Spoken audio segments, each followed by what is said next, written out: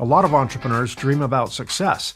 They dream about freedom, control, growth, income, and building something they can call their own. But very few dream about the part where the business fails. Very few dream about bankruptcy. Very few dream about rebuilding from the wreckage of a company they once believed would define their future. My guest today has lived that story. Welcome, or hopefully welcome back to The Reluctant Entrepreneur. Max Emma is a certified franchise executive, former franchisee, consultant, and co-founder of BooXkeeping, B-O-O-X, keeping. His journey began with immigrating to the United States from the former Soviet Union. From there, he built a career in corporate accounting and finance, eventually left that world behind, built a family-run landscape maintenance business, and then experienced the kind of business failure that leaves a mark. But bankruptcy wasn't the end of Max's story. In many ways, it became the beginning of a much more informed one. That experience gave him a front row seat to one of the most important lessons in business. If you don't understand your numbers, your business may be telling you something critical, and you may not hear it until it's too late. Max later co-founded BooXkeeping, a bookkeeping business that grew into a franchise. Today, he also helps aspiring entrepreneurs evaluate franchise opportunities and better understand whether franchise ownership is the right path for them. So this episode fits perfectly into our two-part format. In the first segment, we'll talk about Max's entrepreneurial journey, immigrating to America, leaving corporate life, building a business, losing a business, rebuilding a business, and most importantly, what he learned from that experience. In the second segment, we'll talk about franchising, bookkeeping, financial clarity, and how entrepreneurs can decide whether buying a franchise is the right path for them.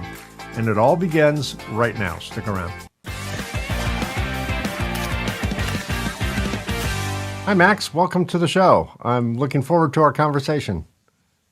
Mike, thank you for having me. Looking forward to it. So, Max, let's go back in our time machine, kind of back to the beginning, at least the beginning of your entrepreneurial story.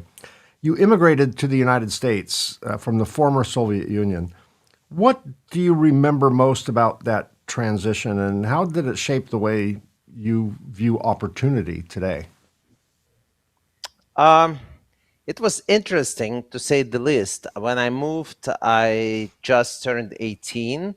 So I want to say in my head, that was goodbye to childhood. So it's like literally just happened about 2 months after I turned 18. And in Soviet Union and Russia, you start university at the age of 17. So I already finished 1 year of college.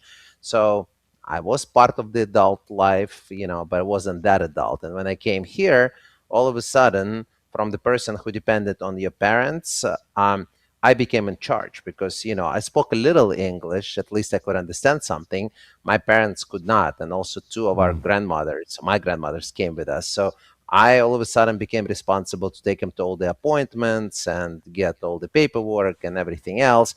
So all of a sudden, my parents started looking at me like I became an adult, literally, as soon as we crossed the border. Welcome to adult world, Max. Yes, so that was like, baptizing, like a hard version of it. So it was just baptizing through fire. Yes. exactly that's Throw the exactly what throw the happened. kid in another country where he doesn't speak the language and not even through school yet, and see what happens. Yeah, that's impressive. So before becoming an entrepreneur, you worked in corporate accounting and finance. What did that chapter teach you, and what eventually pushed you to leave the corporate world behind? It takes, there's a certain security, or at least perceived security, when you're working for someone who signs your check. You don't have to worry necessarily about, will they be in business tomorrow? I mean, sometimes you do, but generally that's not an everyday concern. You don't have to worry about all the things that an entrepreneur has to worry about. You just got to show up and do your job, do the best you can, cash your check. And some people find that, most people find that level of peace and security rewarding. Entrepreneurs are wired a little different. They tend to want to just, run their own world. So what caused you to not consider the, long-term 9-to-5 corporate life and and what caused you to say, I want to start signing the front of the check instead of the back of the check? Well, the biggest reason I left it was because the corporate life they did not give me enough projects to challenge me. My role was to be responsible. The last role in the company was a large company, still one of the largest corporations in the United States. I was responsible for 7 or 8 international offices where I had to close their financials once a month, and then that would get consolidated into, the company financials. So it was an important role, but they only had enough work for me for probably a week and a half out of a month.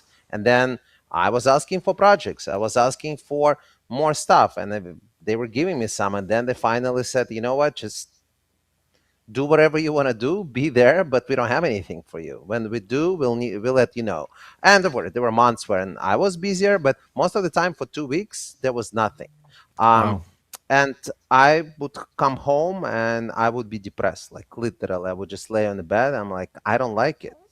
Because I have nothing to do. And some people probably would find it fascinating to get paid and get paid well for doing nothing, but I just couldn't do it. And the second thing, I realized, if I don't do it now while I'm young and I don't have a lot of bills to pay, because I knew it was a risk, going into a business. I didn't know that I'm an entrepreneur in heart and that I'm gonna succeed. Nobody knows that going in. At least I didn't. But I'm like, I'm gonna do it now. If it's not gonna work, I can always come back to corporate life. And I did. I gave them 2 week notice. Everybody looked at me like I was an idiot because they were gonna pay for my MBA. They were gonna promote me, but I just said, I'm doing it. Screw it. And that was really it. It's like quitting smoking, cold turkey. That's exactly what I did. Well, my parents were immigrants. I'm first generation American, and there's something about immigrant mentality. And I know, like, you didn't say, "Mom and Dad, we're going to America, follow me." You went with them, but there is something about either being an immigrant or being the child of an immigrant that opens up an entrepreneurial option. It because I mean, your parents were the ultimate entrepreneurs. And entrepreneur doesn't necessarily mean someone who runs their own business. Entrepreneur is someone who is entrepreneurial. And to leave family, friends, culture, food, language behind and travel 9,000 miles or whichever coast you're on. If you're on my coast, I think you're in San Diego. Is that right? Yes, Yeah. I Okay. am. So our coast, to travel 9,000 miles and start life over is quite entrepreneurial, and whether or not you appreciated that fact at the time, it still left an impression on you, and that probably led to you saying, I don't like to not work. I don't like to get paid to do nothing. I'm bored. I need to do something bigger. That's just if I were to psychoanalyze you, which I'm absolutely not qualified to do, that's what the world according to Mike would come up with. Because I saw the same thing in my parents. My parents were your parents, basically. And my father came from Eastern Europe. And I just saw that will in him to, build his so-called American dream and all of that, and he did. What You weren't in the corporate world for too long, it sounds, but what lessons did you take away from the corporate world, either positive or negative lessons that helped you in your entrepreneurial journey? Well, one lesson that comes to mind was, don't believe everything you hear. Because I remember when I took one role in the corporate world, and 2 years out of four was part of their rotation program. They would take kids who had the best grades out of college, and it was hard to get the job. I got an offer from it was Qualcomm that I was working for, which is still probably one of the largest employers in San I, Diego I know it and well. They're one way. of our customers. Yeah, yeah. Yes. Yes, absolutely. And I also had an offer from Wall Street, from Lehman Brothers, but I decided to stay in San Diego. And so 2 years out of four was a rotation program where you would go 6 months in different roles. They would introduce it was a full-time job with benefits, stock options, but they would introduce you and then they put you in a certain department where I went into international finance after that. But one of the positions, I remember the guy who was training me, he was telling me, oh, I'm working 12-hour days. This is such a challenging job. You're going to be just busy here. And then I'm taking it over and I'm like done in 3, 4 hours. I'm like, huh, am I missing something? So I go back, look at it again. And then I just realized either the guy was creating the importance for himself, or pardon, I'll say that. Hopefully, he's not going to listen to this podcast. So he was stupid, because it was literally taking me a few hours versus 12 hours. And I'm like, okay, so I'm just going to figure out. I'm going to write my own rules. So that's one thing that I learned. And second, uh, look, corporate world is wonderful. When you get a check every Friday and you can count on it, it's great. But it's also relaxing you. It just, once you become entrepreneur and start your own business, you are challenged on the time. You are risking, so you always have to be on your toes. And for me personally, that makes it fun. Again, I didn't realize it looking, I mean, at that point, because you can only connect dots looking backwards. So I could not think about it this way. I was just, something told me I have to leave.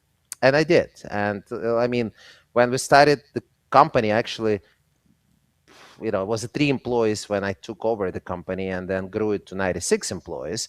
But we were living on my girlfriend's salary of being a teacher assistant while she was going to school.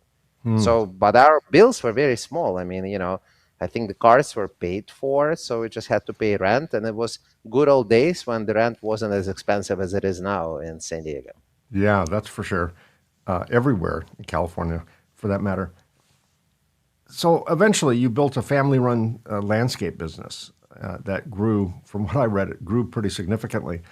What did you enjoy most about building that company, and where did the pressure, if any, start to show up? The pressure of entrepreneurship. So I enjoyed learning new things. I mean, I knew nothing about landscaping, so I learned. I took the test. I got a California contractor's license, which wasn't that easy. Like the business part, I passed from the first try. I think I got 98 over 100. It was like nothing for me because I had business degree. But the specialty, all the plants and Latin, all the drawings and stuff, it was just I think it took me like 3 or 4 times, but I finally passed it. I studied my butt off. Um, and I really enjoyed learning new things and then growing the company. When we were first, it was landscape maintenance. Then it became landscape construction. Then we started doing concrete ourselves. Then we went into design. Then we went into pools. So always adding new things, hiring new people. I really enjoyed it. One of the last projects before the company went down was a commercial building. It was a 6-story building that is still there, and I'm passing by it. It's here in downtown San Diego, not far from where I live right now, and it looks beautiful. I see all the palm trees that we actually had to bring huge crane to put it in a courtyard from the roof, and it was just completely new beginning. If we would not close the company, I probably would go into commercial construction. But you know, would, could, I mean, that doesn't matter at this point. The life decided that it's going to be a different story. Well, I'll tell you, if you had to pick a time for your company to suffer, you certainly weren't alone in the time you picked, because the Mhm. Great Recession, 2008, 2009, landed on everybody. There were very few exceptions. When Tell me about the recessionary period and how that landed on your business, and yeah, just tell me what you were going through at that point.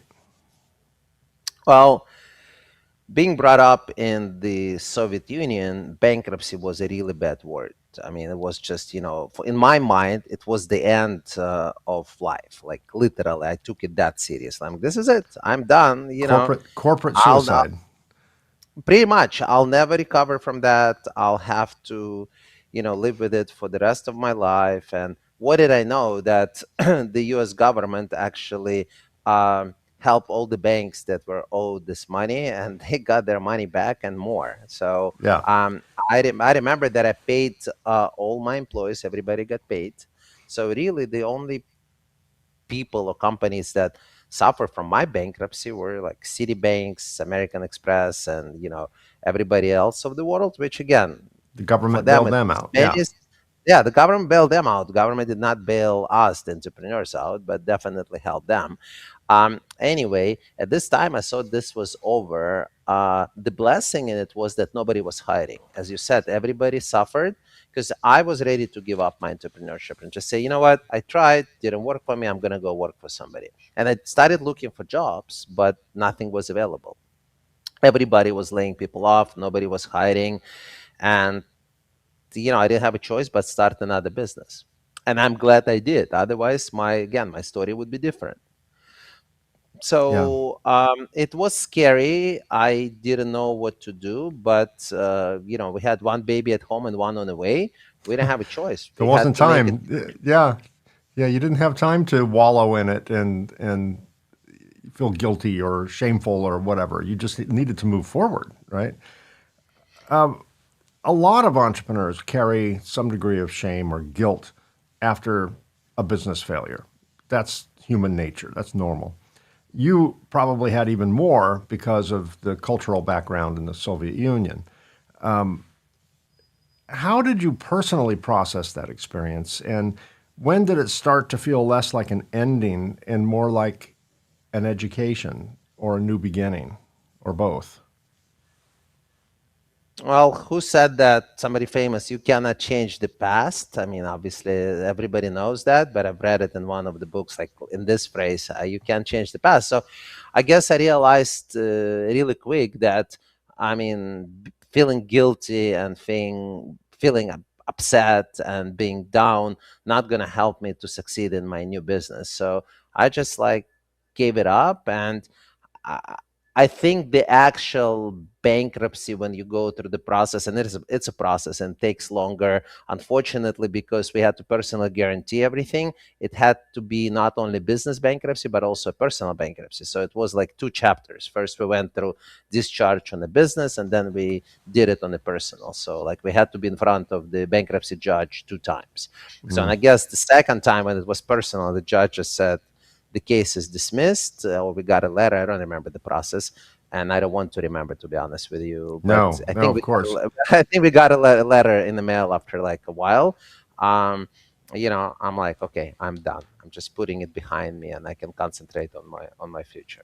So I remember when we left the hearing, the attorney just told me and my wife. He said, "Well, right now you done. Even though you're not gonna get the paper for a while, you're done. You can start living your life without looking back." So I think that was the moment when I just put it behind me.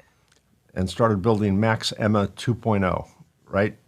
Yes, yeah. I mean, I'm still building, Mike. I don't know when people say, did that, I finished. Like I'm work in progress. I'm sure when we talk in a year or two, my story gonna be different. It might even go into different direction. Like I'm ready for anything. Bankruptcy taught me that look, what doesn't kill you makes you stronger. So I look at everything as an experience. A relationship is an experience. Business is an experience. The end of one relationship usually means the beginning of another relationship. The end of one business usually means a new chapter. Yeah, someone taught me a way to look at those, life moments as something's not over. There's just next. Mhm. What's next? And when the corny phrase is, when a door opens, a door closes. Yeah, that's or when a door closes, another one opens. That's true. But I like to frame it as, okay, well, this was fun.